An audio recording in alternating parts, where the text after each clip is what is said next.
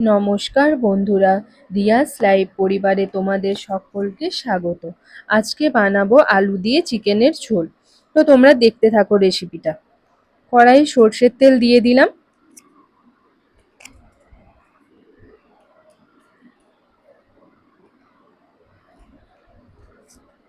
তেলটা গরম হয়ে গেছে। এবার আমি লবণ আর হলুদ মাখানো আলুগুলো প্রথমে ভেজে নেব।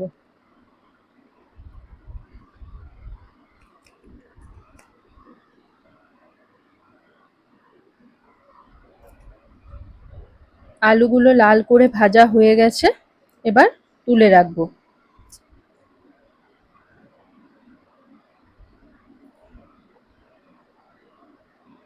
ওই তেলেই দিয়ে দিলাম একটা তেজপাতা, দুটো এলাচ আর এক টুকরো দারচিনি। এগুলো হালকা ভেজে নেব। এটাতে খুব সুন্দর একটা গন্ধ বেরিয়েছে।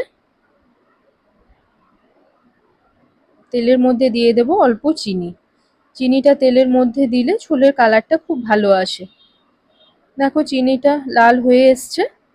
এবার দিয়ে দেব পেঁয়াজ কুচি। এখানে আমি দুটো মাঝারি মাপের পেঁয়াজ নিয়েছি। পেঁয়াজগুলো ভালো করে ভেজে নেব।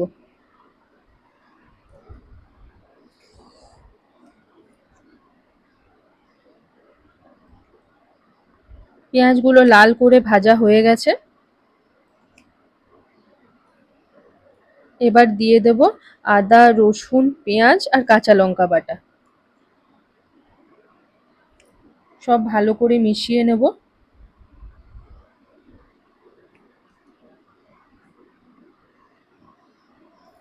এবার দিয়ে দেব একটা টমেটো কুচি।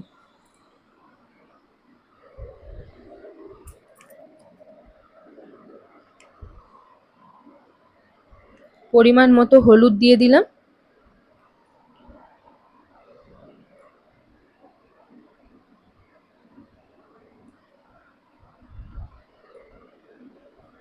আর দিয়ে দেব স্বাদ মতো লবণ। আর লবণ দিয়ে সব ভালো করে মিশিয়ে নেব, যাতে পেঁয়াজ আর টমেটোগুলো তাড়াতাড়ি গলে যায়।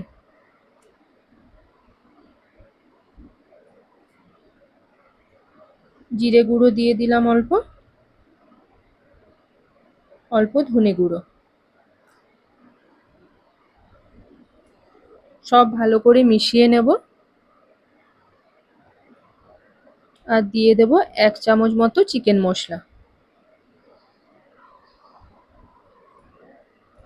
এবার মশলাটা ভালো করে কষাবো, যাতে মশলা থেকে কাঁচা গন্ধ আর না বের হয়।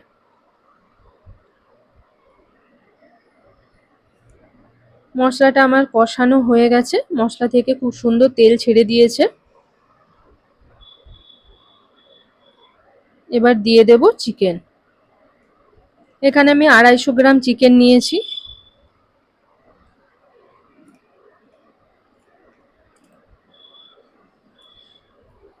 চিকেনের সাথে মশলাটা খুব ভালো করে মিশিয়ে নেব।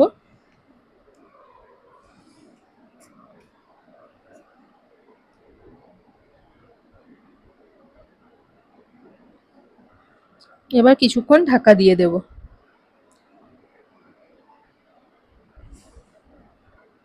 চিকেন থেকে দেখো হালকা হালকা জল বের হচ্ছে। এবার ওই ভেজে রাখা আলুগুলো দিয়ে দেব। আলুগুলো চিকেনের সাথে ভালো করে কষাবো।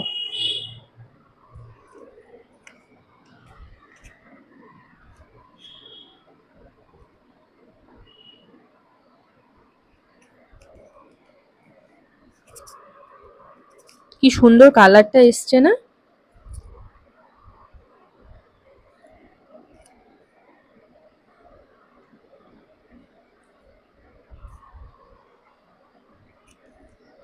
চিকেনটা দেখো আমার কষানো হয়ে গেছে। এবার দিয়ে দেব পরিমাণ মতো গরম জল।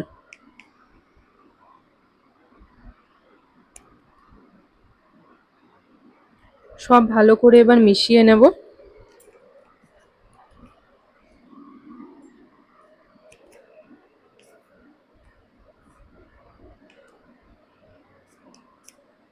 ঝোলটা ফুটে উঠেছে। এবার দিয়ে দেব উপর থেকে ধনেপাতা।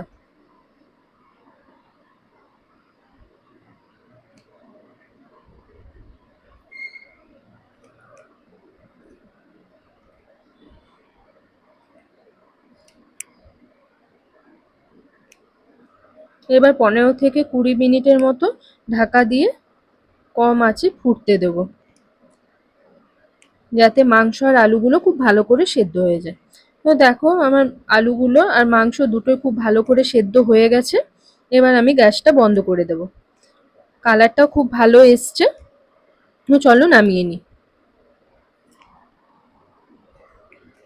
এবার গরম গরম ভাতের সাথে চিকেনের ঝোল পরিবেশন করব।